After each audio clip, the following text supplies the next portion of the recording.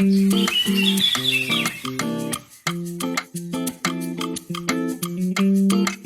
just recently spoke for Hockey Canada for about 400 hockey players. We know there's been, things in the news, right, over the years, as there is anywhere. How is it different, though? Those are young people, sports people. How is it different from the top tier C-suite leadership that you've been speaking to over the years for DEI in terms of resonance around DEI right now? Well, I'm not going to lie to you. I was actually very nervous when I was first hired because I do speak mostly to C-suite and leaders and management and really, quite frankly, more Gen X, baby boomers, and maybe millennials that are, at the top end, not the young ones. These were both Gen Z. And so we have the elite athletes that belong to Gen Z and definitely some millennials. The age range was 16 to 24. And then I also trained staff as well. And so I was nervous going into it because I was like, how am I ever going to make connection? I was blown away. This is, for me, the generation of hope. These are the people that really look at themselves as agents of change. So what they did, what I found fascinating, first of all, the key difference, what I noticed is that people my age are hesitant to say, I didn't know that.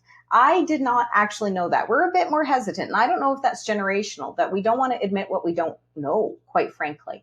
But that generation has no issue saying, I didn't know that. And now that I know that, this is how I'm going to move in this space. So they actually, on their own volition, started using their own social media platforms. They're very socially conscious. And again, that goes down to that future of work that people, organizations need to understand. If they want to keep sustainable in this space, they have to recognize that Gen Z and those millennials are socially conscious. So at the end of the day, it's really not about necessarily the profitability for them, but how are companies becoming socially conscious?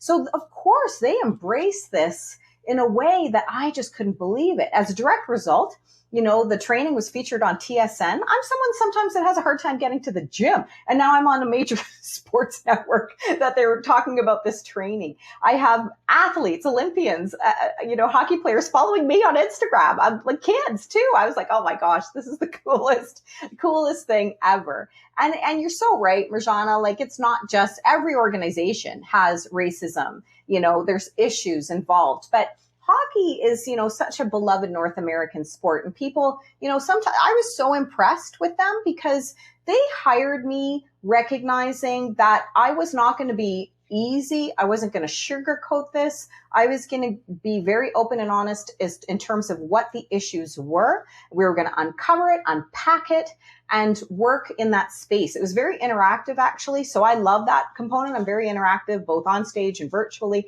And so it just became this beautiful collaborative conversation that we moved through the space together. But I was just darn impressed because they really did become agents of change as a direct result.